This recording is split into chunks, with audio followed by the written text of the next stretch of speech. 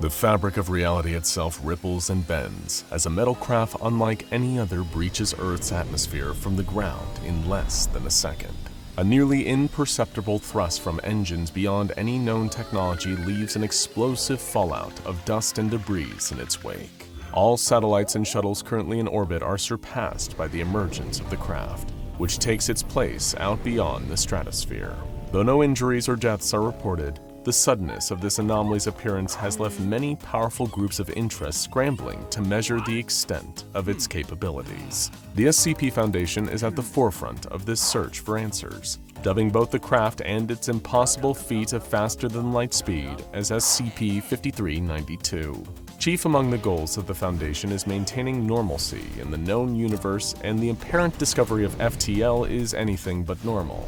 Before the countless other organizations with their own myriad of less than savory goals can get a hand on this breakthrough technology, the Foundation has a moral obligation to make contact with the driver, if any, of the so-called Tachyon Express. When it comes to interstellar threats, the Hemidal satellite is the SCP Foundation's first line of defense. Led by Deputy Director of Foundation Contingency Planning Operations General William Pendergast, Project Hemidal was instituted to research and deal with hostile aliens, or HEs. Its highly particular sensors are capable of picking up on any unusual activity within the Earth's atmosphere, and SCP-5392 certainly qualifies. In fact, a vessel of any origin that possesses the capabilities of faster-than-light travel is seen as above and beyond the baseline assumptions for HE activity. Any alien civilization that could harness such physics-defying technology from the get-go would likely not be an enemy that could be dealt with through Earth's current military means. As such, the Hemidal satellite's job in identifying and responding to SCP-5392 was effectively over the moment that it was clear that the ship came from Earth and was faster than light. Now the task of obtaining more information on the unidentified anomalous phenomenon fell to the rest of the Foundation, allowing the Hemidal to return to its previously planned surveillance. Site-26 soon became the control center for the operation to secure SCP-5392, with Site Director Nate Ferris leading the way and relaying information across the Foundation. Since faster-than-light technology was still very much beyond what any mobile task force could keep up with, no spacecraft were launched within the brief window of time that it took for Site-26 to gain visuals on the UAP. The initial look into the workings of SCP-5392 came from a source that was least expected. Instead of waiting for the results of satellite pictures or a video feed from a camera outside the atmosphere, the first footage of the unidentified anomalous phenomenon came from inside the craft itself. Specifically in the form of a YouTube livestream created by the mysterious person of interest driving the Tachyon Express. Unfortunately, this window into the origins and intentions behind SCP-5392 came with a price, as whatever the Foundation could glean from the livestream, any number of internet users who came upon the stream by chance could also learn. The stream was discovered with 36 active viewers, which was ultimately manageable but represented the dangers of news on the UAP getting out there. The Foundation instructed its resourceful web hacking team to make the contents of the stream inaccessible to the rest of the internet, while also dispatching MTF Gamma 5, the Red Herrings, in order to track down and administer amnestics for all the viewers of the YouTube livestream. A different mobile task force dubbed the Village Idiots, due to their specialization in finding SCPs in urban environments, was sent to the site of SCP-5392's launch in order to assess the damage from the explosion. The content of the livestream itself was extremely telling, though several questions did remain. It was now unambiguous that the unidentified anomalous phenomenon of SCP-5392 was not the work of alien forces or any malicious entity, but rather the gritty manifestation of the passion of one human being, a man known as Albert Maple. For as long as humanity could gaze up at the stars, many have dreamed of a future where we as a species could live among them. Sometimes this desire came to us in the form of myths about heavens and fantastic extraterrestrial worlds, and other times in futurist dreams of colonizing the barren recesses of outer space. But for Albert Maple, These dreams were simply the precursor to the engineering problems he would fix in his lifetime. At over 60 years old, the brilliant mechanic would make the leap from working on terrestrial cars to constructing and launching his very own faster-than-light spacecraft. The Foundation was able to uncover Maple's identity and former occupation through the livestream, and designated him as POI 5392-1. Albert Maple did not leave much of a paper trail when he rocketed into outer space, but the Mobile Task Force agents who arrived at the location he launched from, Othello, Washington, were able to gather more information about his reputation and history with the local neighborhood. Albert Maple was apparently a reclusive figure within the city, rarely sighted by his neighbors outside his own property. Despite this, Maple would eagerly provide his services as a car mechanic to anyone who asked, and he was reportedly very competent at his job and incredibly friendly in his demeanor. His expertise raises an obvious and yet unanswered question about SCP-5392's nature. Is the spacecraft non-anomalous or not? The Foundation would need to get in touch with POI 5392-1 directly to attempt to find out more, but either way, the response from the Foundation would have to be largely the same, with a few key distinctions. If the Tachyon Express itself was a non-anomalous vehicle built with entirely terrestrial and current-era technology, the instance of faster-than-light travel itself would be the object to which the designation of SCP-5392 refers to.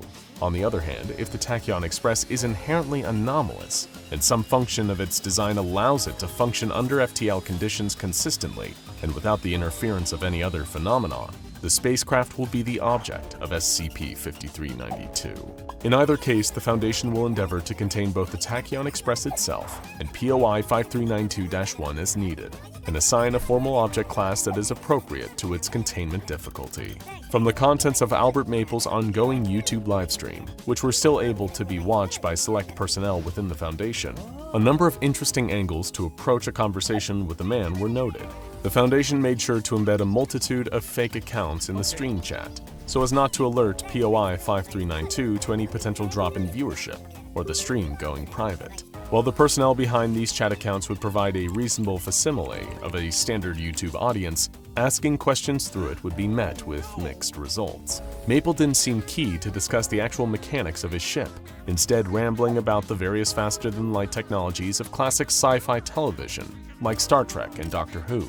This didn't seem to be an intentional obfuscation on Albert Maple's part, but rather an authentic expression of the elderly man's timeless and oddly charming geekiness. Whatever drove him to take to the stars had obviously come from a place of endearment to futurist ideas, like those found in some of the softer, more hopeful sci-fi stories of the past. The other aspect of Albert Maple's psychology that seemed to come up repeatedly was the notion of employment at NASA, which the man seemed to view as a distant and lifelong dream. Ironically, if the engines of the Tachyon Express were all his design, the man would have achieved in his own 60 or so years more than several lifetimes worth of results in innovative space travel.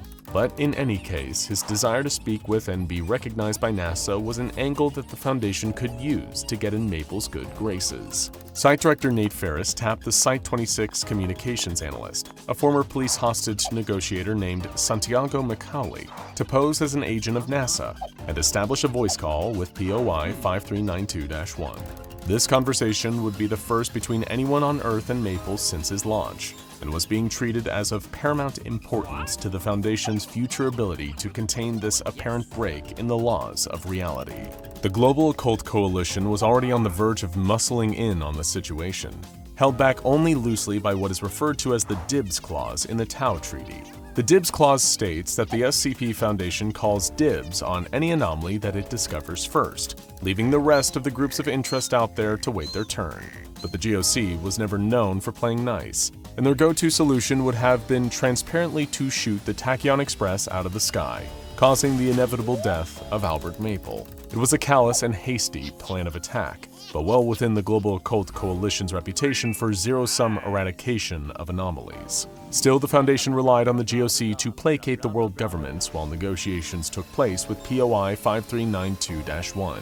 There were certainly interested parties in the USA, China, Japan, and Russia, who would have to be fed selective misinformation and delayed with whatever means were available. The phones at the Foundation were, without a doubt, ringing off the hook as every government contact around the globe tried to get a hold of any Foundation personnel willing to chat about the mysterious UAP. For the time being, all these incoming calls would be ignored. The GOC had their half of the bargain to uphold, and the SCP Foundation would see to it that they did. Meanwhile, McCrawley was wired into the communication systems aboard the Tachyon Express in an inconspicuous manner. Albert Maple would certainly believe that he was conversing with an associate from NASA, and the conversation would follow his tempo so as not to alert him to the possibility of espionage. There was, of course, no shortage of espionage involved, as the same hijacking team of Foundation technicians made futile attempts to hijack Maple's spacecraft from ground control. The computer for the YouTube livestream was not a successful route to the navigational functions of the Tachyon Express, and based on Maple's own words in the livestream, there was a sophisticated system of backups and redundancies on the ship that would make overtaking it through cyber warfare an extremely difficult task. Albert Maple's tone during the conversation with communications analyst Santiago McCrawley was pleasant, jovial even. He seemed delighted to be talking to a representative of NASA, grinning like a fanboy as he spoke the word Houston in reference to the NASA ground control he assumed he was talking to. Maple was rather candid about the construction of his spacecraft's interior, from detailing the amount of food and water rations that he had aboard as well as the setup for waste disposal. What Albert Maple intentionally did not mention was the secret behind his miraculous faster-than-light engine, though he did hint that more could be revealed if a job was secured for him with NASA.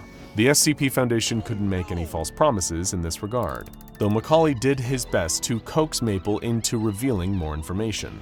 This was met with mixed results, as the excitable spirit of Albert Maple made him a bit of a scattershot conversationalist, and in terms of what the man planned to do with his genius piece of technology, the answer he gave was startling to the Foundation's ears. In short, Albert Maple wanted to link the blueprints of how the Tachyon Express managed to move faster than light with countless governments all over the world.